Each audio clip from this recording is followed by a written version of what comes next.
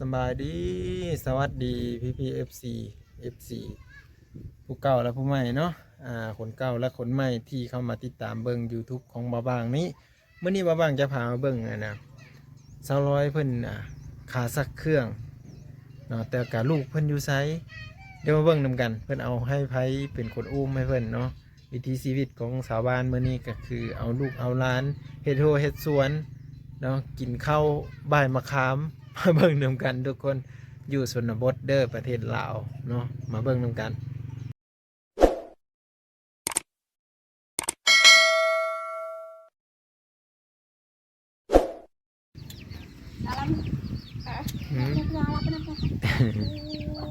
รับเพิ่นบ่รับง่ายแท้เนาะยังรับอยู่บ่หั่นน่ะเอาแล้วเอ๊ะเมสร้างเพิ่นได้ลูกน้อยแล้วบัดนี้นี่สร้างได้ลูกน้อยแล้วทุกคนเป็นเอาลูกเพื่ออันแม่เอาลูกให้สาวร้อยเนาะสาวร้อยนุ่งสักเครื่องสักของอยู่ทางนั้นเด็กน้อยติดคนง่ายเนาะอยู่น้ำเพลิงกระลับเลยทุกคนกำลังนอนได้ฮะแต่วิทย์อันดูสาวคนนี้อุ้มคนนั้นเพิ่นนอนเฉยรับง่ายขนาด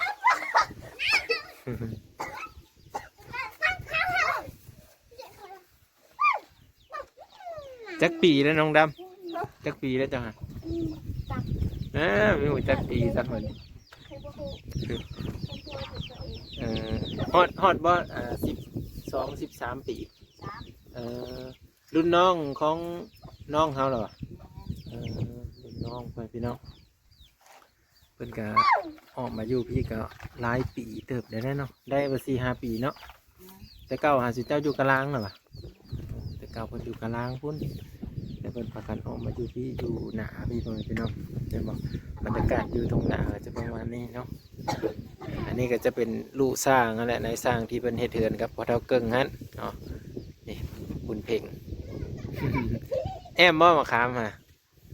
มะขามกับส้มๆหวานๆมะขามก็ได้เออพวกนั้นเดี๋ยวนอนคักอะไรเนาะน้องดำเอาเฮ็ดน้องเลยใช่น้องดำเนาะก็มีเออ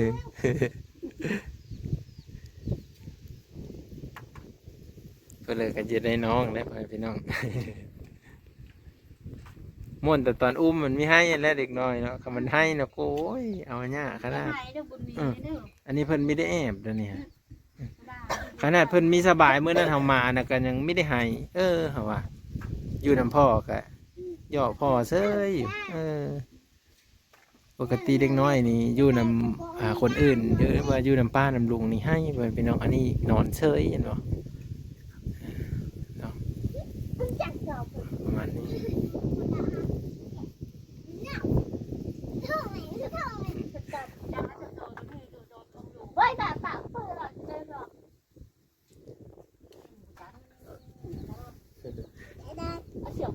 จกแล้วบ่อันทานเจ้าฮะ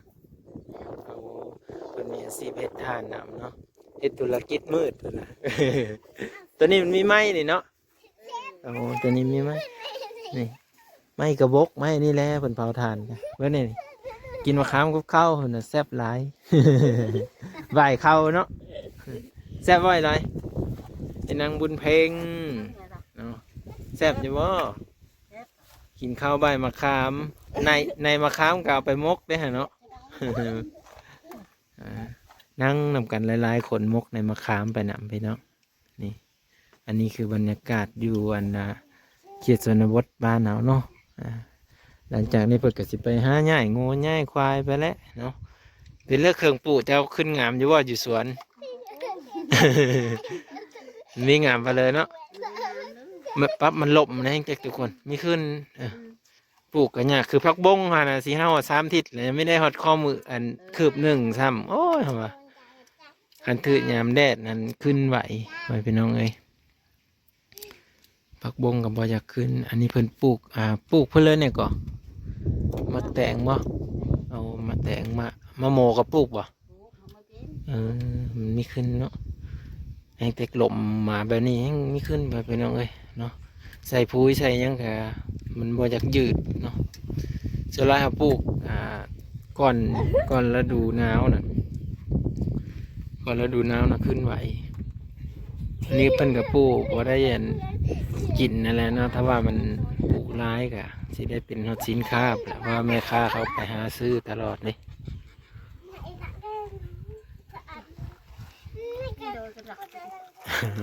อือน้องดำไม่ได้ห้องเห็นบ่ไม่ได้เฮาตั้งแต่เกิดเลยเออ ยังไม่ได้เฮาแต่เกิดว่าจะแล้วเข้าแล้วก็อ้ออ๋อมันไก่เนาะไก่องเห็นแน่แล้วก็หลายๆอย่างและปัจจัยพ่อพี่น้องเอ้ยในการไปงามองเห็นก็ต้องได้เสียเงินเสียคำอีกบางทีเรายังไม่ทันพร้อมกะไม่เยอะฮอดลูกเฮาคนแล้วเนาะองเห็นกับไก่คนผัดไม่มีเพื่อเลี้ยงงูเลี้ยงควายเขตชนบทเราน่าจะประมาณนี้กะอ่านออกเขียนเป็นอยู่แต่ว่าไปเคยไปในเมืองอยู่แต่ว่าอ๋อไม่ทันได้เคยไปในเมืองซ้ำยันว่าไปทำงานอยู่เวียงจันทน์โอ้โหยังไม่ทันได้เคยไปพี่น้องเลย เป็นยังอยู่แต่บ้านเนาะฮะกระ13 ปียังไม่ทันได้ใหญ่ซ้ำส่วนหลายบ้านเฮานี่ขนาด16 17นี่เริ่มอ้อจากพ่อจากแม่แล้วเนาะเริ่มไปหาเงินแล้ว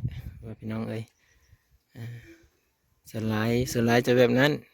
บ่ค่อยอยู่บ้านดอกเนาะเป็นผู้หญิงเป็นผู้ชายคือกันส่วนน้อยจะว่าอยู่บ้านนะส่วนหลายเพิ่นจะไปหาเงินหาคำบางทีก็มากับปั๊บเพิ่นบ่อยู่เฮือนกับบ่อยู่คือกันนั่นนี่ก็ได้เพิ่นก็ไปหาอยู่หากินคือกันเสื้อตอนสวยๆนี่ก็สิบ่อยู่กับบ่จักนั่นนี่เนาะ อันนี้ก็เพิ่นเอาลูกให้แม่นางร้อยเพิ่นนั่นเนี่ยเนาะ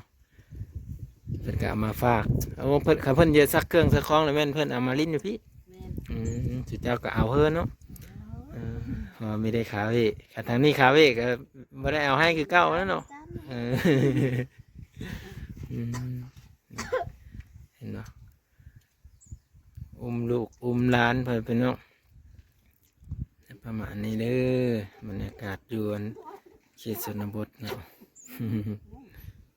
เอาว่าน้องดำ น้องดำไม่จะได้เลยเนาะ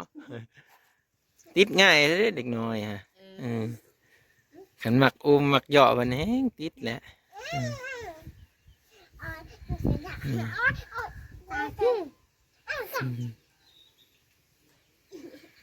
วันนี้ทุกคนเบิ้งเนี่ยไปหาอย่างเลาะเบิ้งโซนเพิ่นอันนี้คือโซนพักเพิ่นเนี่ยเพิ่นปลูกพักไว้เห็ดอาหารนี่แหละเห็นบ่โอ้หมักสลีเพิ่นทุกคนหมักสลีคือมันรกใหญ่เลยนะหมาบ้าใหญ่หมักเพชรผักบุ้งนี่ผักกาดนี่ผักกาดขาวๆนี่แม่นบ่ผักกวางตุ้งอันนี้ทุกคนนี่ผักกาดหอมน้อยเนาะโอ้ประมาณนี้ผักบัวผักกาดหมักเพชรเพิ่นจะปลูกอยู่ในแบบตะกี้มันเป็นกลางนานี่แล้วเพิ่นเอามาปลูกใส่แต่มันก็สิขึ้นเมื่อเราหดน้ำหดอย่างแล้วมันก็ขึ้นนะทุกคนนี่มะแตงก็มีอยู่ต้นหนึ่งโอ้หมักอันนั้นมันมะแตงเนาะนี่สวนเพิ่นสวนขัวเพิ่นคักเพิ่นปลูกอยู่แบบนี้หันบัดยามหดน้ำนี่มันก็สบายป่ะพูสลัดเพิ่นปลูกอยู่กับลุบอยู่กับคุ้มเลยนะทุกคนว่าจะเป็นพักแถวเขตชนบทนี่จะพากันเฮ็ดสวนแบบนี้เลยนี่สวนแบบนี้มัดเนาะบางทีเพิ่นบ่มีเงินซื้อผ้าแสลนผ้ากางแดดแบบนี้เพิ่นก็จะมัดแบบนี้มัดแบบที่จนว่าจกเข้าบ่ได้คืออยู่บ้านสลีอันนี้พี่น้องอันนี้คือสวนเมียสร้างเนาะเมื่อนี้สร้างเพิ่นก็ติดภารกิจไปบอกคนเนี่ยเพิ่นก็เลยบ่ได้ไปเฮ็ดงานแล้วเพิ่นตัวนี้จะเป็นเหล้าเข้าเนาะสารบ้านซองเพิ่นประมาณนี้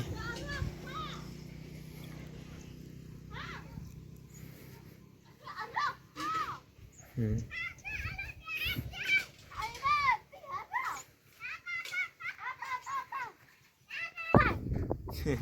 แล้วเอ้ยดำเอาเฮ็ดน้องเลยเด้อมันเพ่ง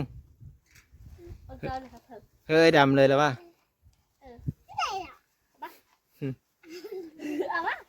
นี่ไปพี่น้องอ่ะประมาณนี้เนาะแล้วเบิ่งภาพบรรยากาศน้องดำเพิ่นเอาลูกให้หนังร้อยสาวร้อยเพิ่นมีปลาเท่าเกิ้ง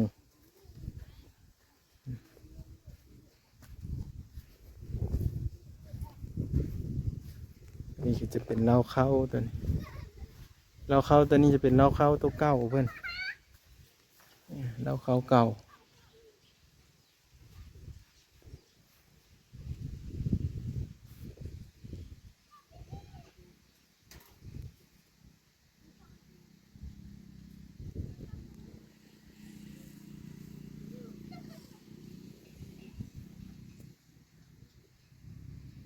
อาชีพของเพิ่นก็จะเฮ็ดเตาแน่เนาะแล้วก็เลี้ยงสัตว์เลี้ยงงัวเลี้ยงควายเลี้ยงแบ่เนาะอยู่เขตชนบทนี่นะ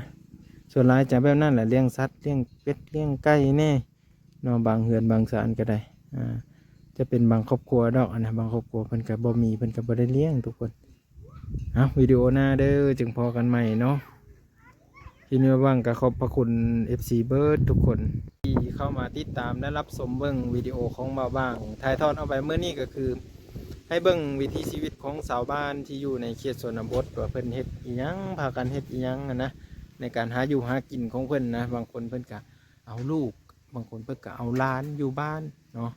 คือเราได้เห็นนั่นแหละเนาะบางคนเพิ่นก็เฮ็ดหัวเฮ็ดสวนหลายๆอย่างไปพี่น้องติดตามเบิ่งมื้อหน้าบ่าวบางจะพาไปเบิ่งอีกว่าวิถีชีวิตแถวเขตชนบทเขาพากันอยู่จังไดจึงใช้ชีวิตรอดไปพี่น้อง